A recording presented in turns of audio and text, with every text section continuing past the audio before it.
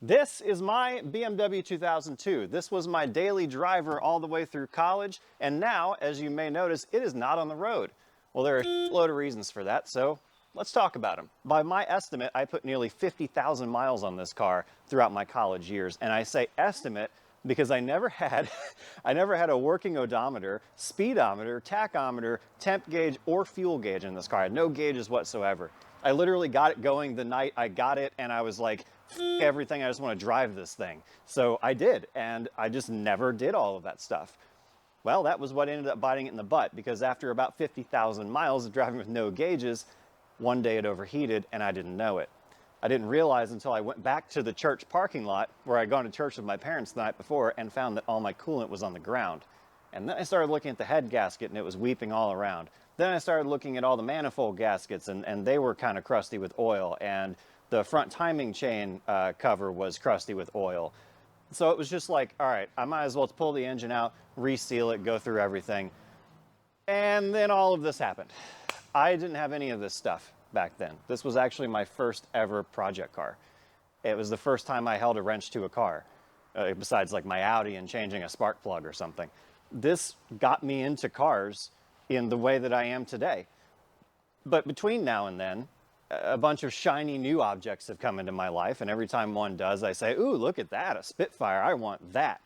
And then I spend the money and the time, more importantly the time, that I would have spent on the BMW on something else.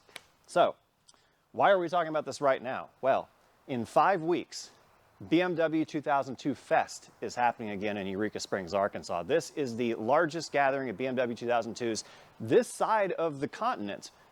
This side of the continent. This side of the pond. The water, that thing over there between us and Europe. The pond, the ocean, the water. Atlantis is somewhere in there. You know the whole thing. On our side of the world, this is the biggest O2 gathering that there is. And I want my car to be there. It was there in, I think, 16 or 15 and 17. I don't remember which years I actually brought the car there, but it hasn't been there in a long time. And I want it to be there. I think I've had it for 9 years now, actually. And it's been off the road for like, well, the last time I drove it, I was with my brother, and it blew a, oh, that's what happened. It blew a hose on the cooling, on the heater box. And I was like, that's weird. So I started chasing the problem, and then the next weekend, it blew everything. That was in like, Matthew, do you remember? I don't even remember, like 2018, it was pre-COVID. And I had just come home with the Volkswagen Rabbit, like not a year before that, I think, from Oregon. Anyway, this thing's been off the road for like 4 years, maybe 5 years. That's f***ed up, man. I thought I wasn't going to be that guy, but here I am. At least it's not on jack stands anymore. It was on jack stands for like 3 years. It did run about a year ago, but I mean, we need to do all kinds of stuff to this thing. I mean, looking inside here, a bunch of parts are off the car, and there's a bunch of cool stuff I want to do, such as putting these fog lights back on the front. Right now, they're here, and this is not where these are supposed to be mounted. So, come in here and I'm going to show you what's going on with this.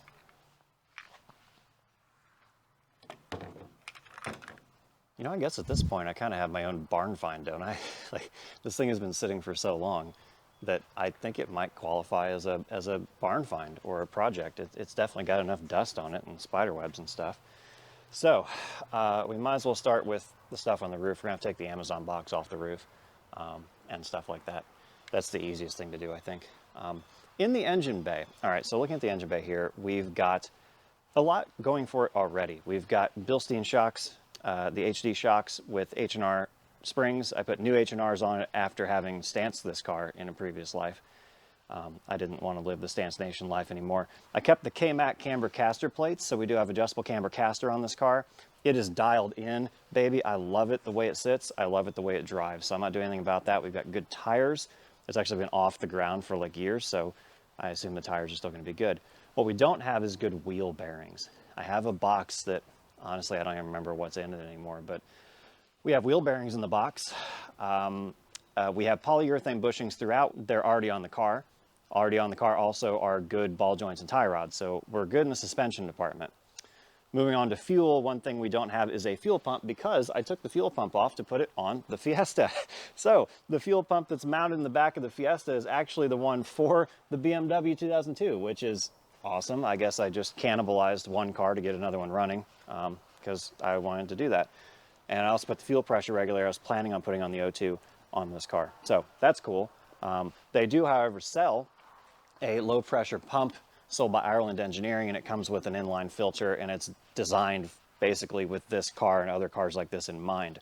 So you can mount it in the trunk where my pump used to be, and you can run 2 to 4 PSI reliably, and it works all the way up to race engines. So I'm just going to send it and put that in here instead of worrying about an independent pressure regulator and what pressure is my pump putting out and all this stuff. Plus, it's going to be a lot quieter than that old pump that I had. So that's the fuel system. The carburetor is a 36, kind of. It's a 3236 Weber that has been configured with returnless setup. So the return line here is capped off. The car does have steel fuel lines, stainless or aluminum, whichever fuel lines throughout. This was a race car back in the day, so some people did a few things to it. But I've got a good fuel line here. I've got the fuel filter there, which I should probably replace with something I can see through. But I don't think there's any rust in the tank. This was originally a desert car, so I'm not worried about that. This needs rebuilt. I have a rebuild kit, but I don't really know what's what. I've never rebuilt a Weber before. Something is not right. It just doesn't idle correctly. And now that we've gone through the whole engine, I know it's not the engine, it's carburation. It's got to be. So you may notice that the brake booster is blocked off. That's because manual brakes, son.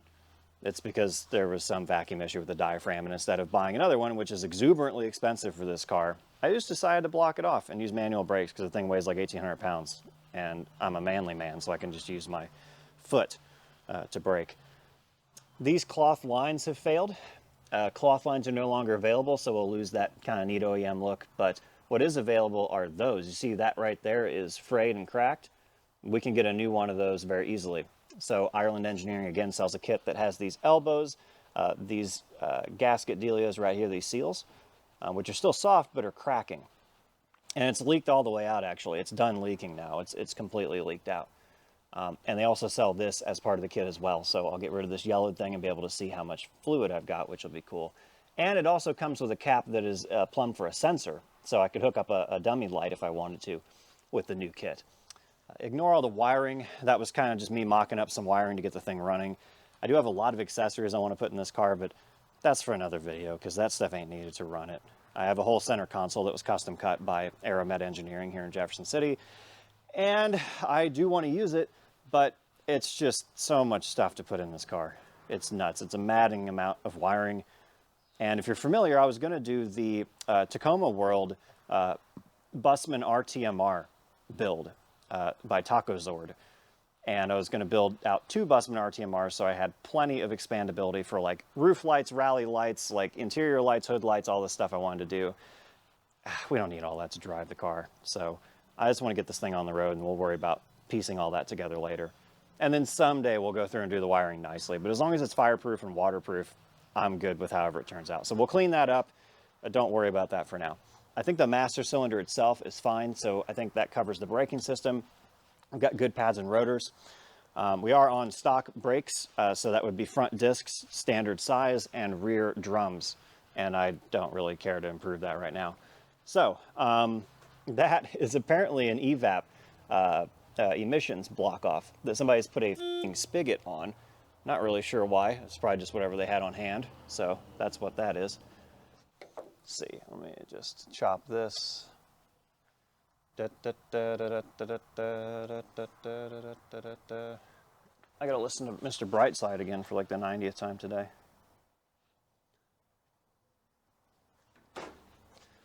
Ow.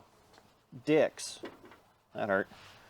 The engine itself was rebuilt by my friends down at Metric Mechanic in Richland, Missouri. Teddy and crew, including his family, do an incredible job on these engines. They are the M10 gurus.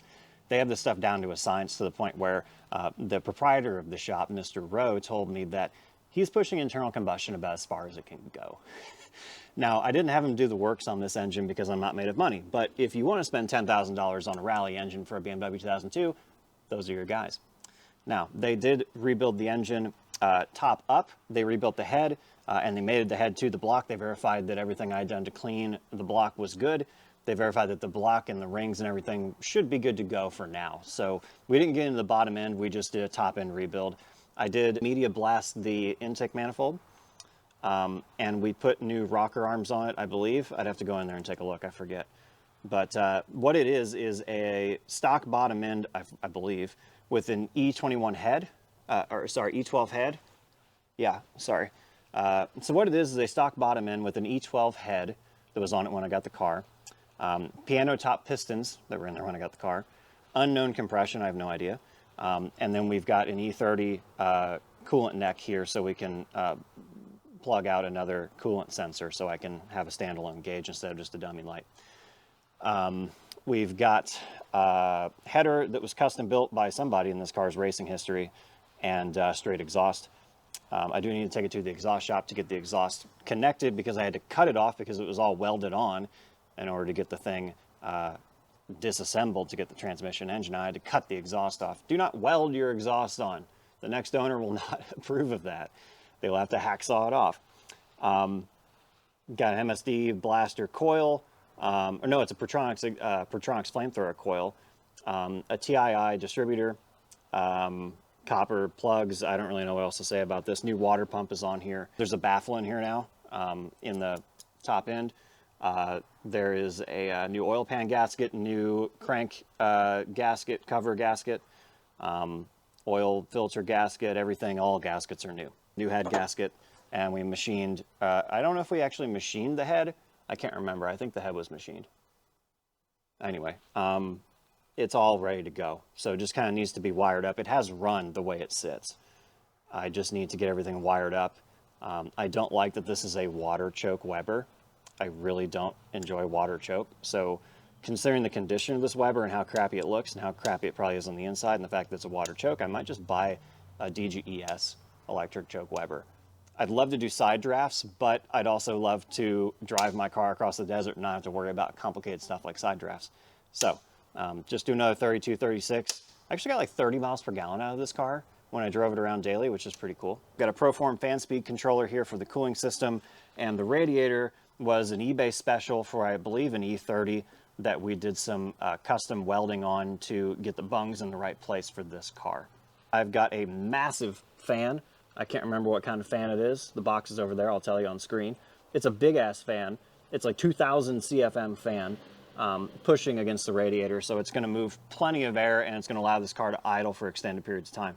The reason that's important is because a lot of times I have to charge up my laptop or my phone or whatever more than a power brick can supply. So I wanted to be able to idle the car, especially at night if I'm camping or something. I want to be able to get a little heat going, just idle the car in the campsite. So we've got to put the coolant hoses on, we've got to put the radiator in, get this fan mounted up. Currently it's just loose in here.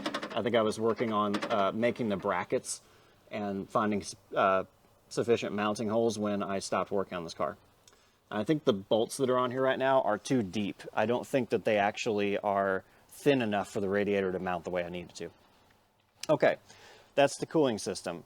I've got new hoses to go on here. I've got the air horn is over here. I just need to reconnect it. And I think that's most everything under here, besides just connecting wires and stuff. The one thing I do need to do is rebuild the steering box. The steering box in this car, let me show you where it is. First of all, I'll get you some B-roll of these bolts sticking out really far, and we'll count to 5. Bum bum coming out of my cage, and I've been doing just fine. Gotta be down because I want it all. Started out with a kiss, how did it end up like this? It was only a kiss, it was only a kiss. These are motorcycle handlebars. Vroom, vroom, vroom. It'd be the other hand, but you get the idea.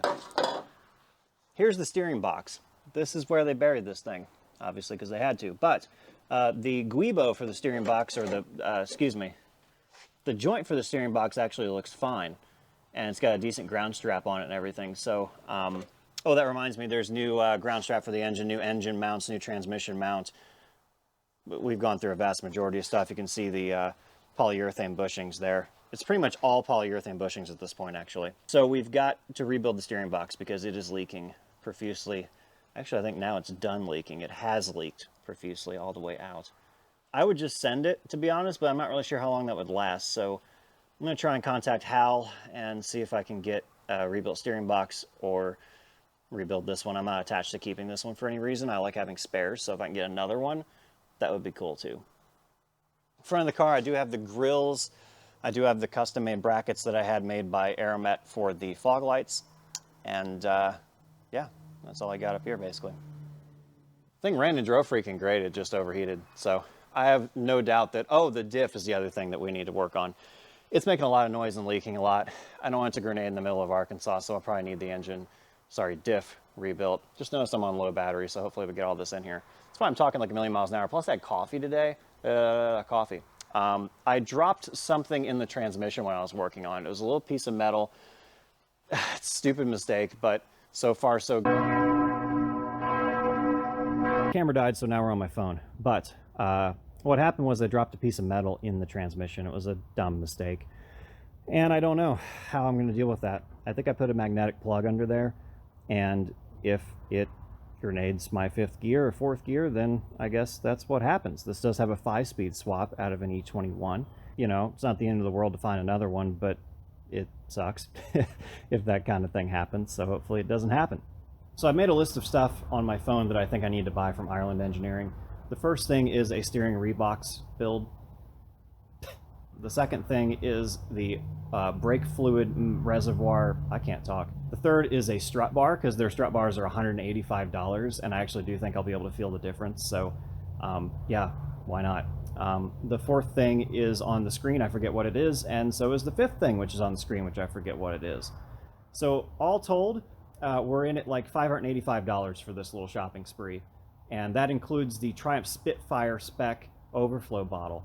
Here it is on a Spitfire. This is the reason I'm going to use this one, is because it's right down here, and it's just literally a bottle with a hose in it and a clamp that mounts up to the body for 40 bucks. I mean, that's better than using a glass bottle that's going to fracture, or a plastic bottle that's going to fracture.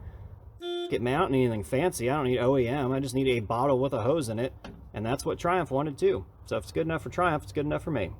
I am going to seriously consider getting that Weber 3236 electric choke, because I just, first of all, don't want to rebuild this one. Secondly, by the time I sell this one, I could get a lot of the money back, even needing a rebuild. And third, I doubt the condition of this thing structurally, and I will disclose that, but I just would rather start with a clean slate. We've got a brand new engine at this point, basically, so why not have a brand new carb on it? Everything else is pretty much electrical. These are LED headlights that I put on in the CB headlight housings. I don't think you can get these anymore, actually. And if we head to the inside of the car, we've got the Miata seats from a first-gen Miata. We've got the roof rack from, I believe, a Volkswagen bus. I got it for like 40 bucks. I have no idea what it's for, but whatever. We have, yes, all the M enthusiasts just went, holy shit. That is an M-Tech steering wheel. And yeah, it's in this raggedy old O2. Kind of wild. It's what came on the car. I don't know. It's actually in kind of beat up shape underneath too. So yeah, old M-Tech. The door cards are in good shape. I do have carpeting, but this car doesn't hold out water because of all the seals and the windshield being cracked. So I've got to also rebuild the gauges. Working on that now, or I think one of them needed rebuilt because the needle came off. I can't remember. We got to put the gauges back together at least. I know that much. That is my old switch panel that I devised for all the lights, and I'll probably just go back to using that for now because whatever. There's some spare parts and a popcorn popper. There's some more spare parts. There's no headliner in this car at all. I've got e-brake cables. Looks like I need to put those on. And moving back here to the trunk, honestly, I just need to go through all this and see what the hell I need to do. There's my license plate, and there are the license plate bulb lights from superbrightleds.com. What all we got in here? Got the roof Rally 69 nice, and it's orange and it's German, so there you go. Aluminum radiator. We've got Weber rebuild kits. Audi A3 floor mats out of an Audi A3. Go figure. They actually fit perfectly in an O2 if you don't care about originality. We've got a bunch of fluid, a bunch of gaskets. I've got everything, man. I've even got the holes drilled for the fuel pump because I used to have a fuel pump on here. Got a new coil. There's the radiator hoses. There's the grills. Just need to put all this on the car. I've even got a new fuel neck so we can get rid of this bodge that is definitely not holding out air. And yeah, I just need to go through all the boxes. This is about 50% of the boxes. See what I've got, and then get the time and the willingness to put it all together. We're going to get it done. We are going to get it done.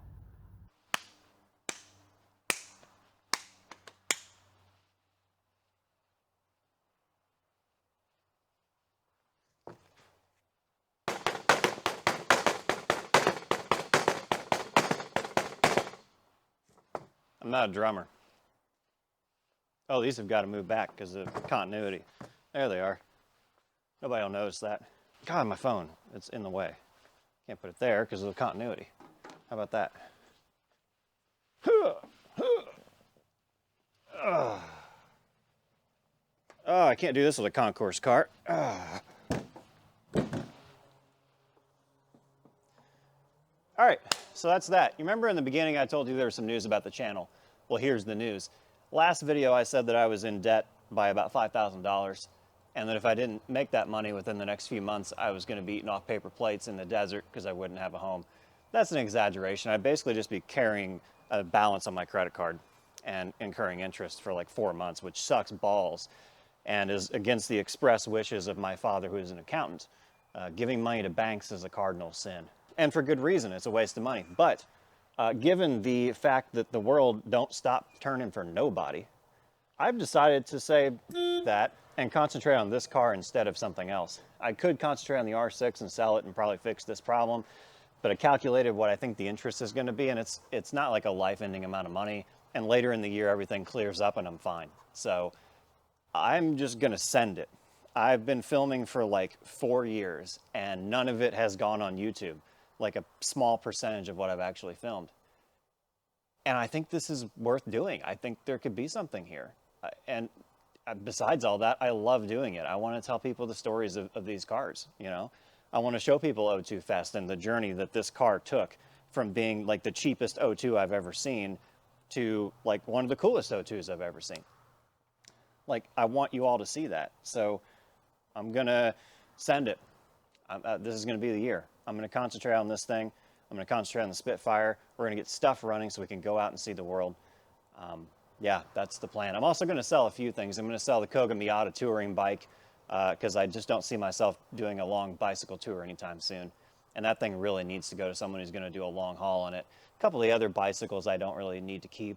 A couple of the ladies' bikes don't actually fit Katie, so we don't really have a lot of use for those. And like stuff like the hardtop for the Spitfire I'm never going to use. I'm going to try and sell some stuff to make up that gap, but really I'm just going to try and do this for real. I'm going to like nut up. I'm going to actually post the videos. And that's the other thing. I've sat here for years thinking like no one's going to give a shit about this stuff. No one's going to listen to me ramble for 15 minutes about cars. No one's going to care. Oh, if I don't put the cars in chronological order, no one's going to watch it. Honestly, Katie talked some sense into me and said all of that is bullshit. She said people are going to watch because they want to watch. They're not going to care about all that stuff. So I'm going to see what happens if I take her word for it. Here's the plan. I'm going to put the videos up that I've been filming for the past 4 years, hopefully with the help of an editor. If you have video editing skills and experience in telling stories, reach out, please. I would love to hire you for obviously not a lot of money because I'm not a millionaire, but like I would definitely pay someone what they're worth to make these videos cool and to tell the story of what's going on here, because I just don't have time to pick through all the footage. Anyway, somehow or another, you're going to start seeing more videos, and they may or may not be in chronological order. We may be jumping around the timeline a bit, but someday we'll get to here. And in the meantime, I'm going to keep filming stuff that's happening today like this and bring it to you as soon as I can. Because the worst thing is procrastination. If I don't put the video together, if I go do something else for a week, then I forget what happened in that video and I have to watch every second of it again, and it takes forever. Versus like now I can just go home and say, oh, I can cut that part out. I know what I'm looking for, and it's much easier. Lessons, don't procrastinate. Don't willingly put yourself in debt. Just don't do what I do. Don't sit on your car. Notice the windshield was already broken before I sat up here, by the way. I did not do that just now. Yeah, that's the plan. Get cars going, live life, There is one other major change. I'm going to come down to talk about that one.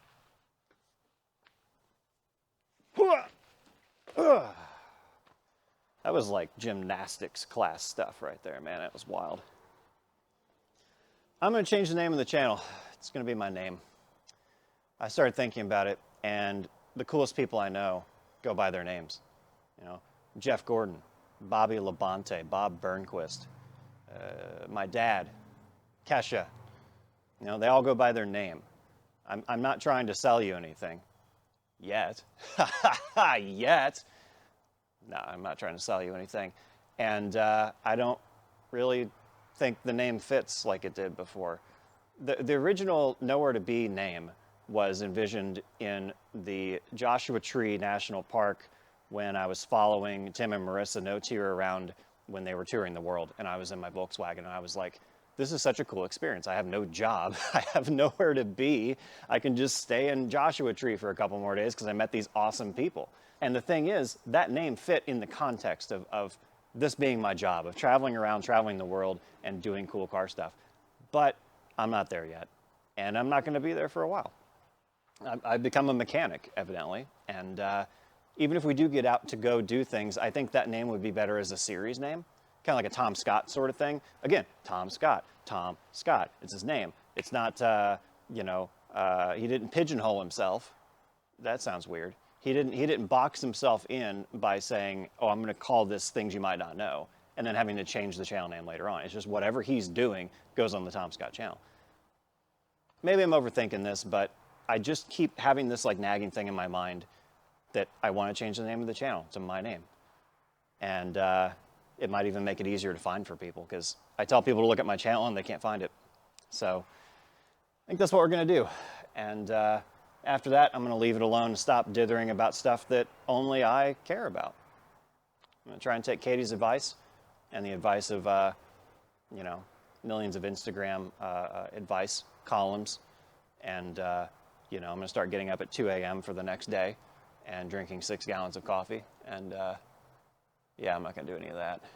Man, I'm glad we got these fans in here. This really changes things. So yeah, that's the rundown. Goals, BMW, Spitfire, some money in my pocket so I don't die, and then we're going to give you some more videos. That's the plan. See you there. Wow. People say, why don't you paint your cars? And I say, because I couldn't climb on the roof anymore. And they say, that's dumb. What are you, 12? And I say, yeah, I'm actually 13. And then I climb on the roof. That's how it goes.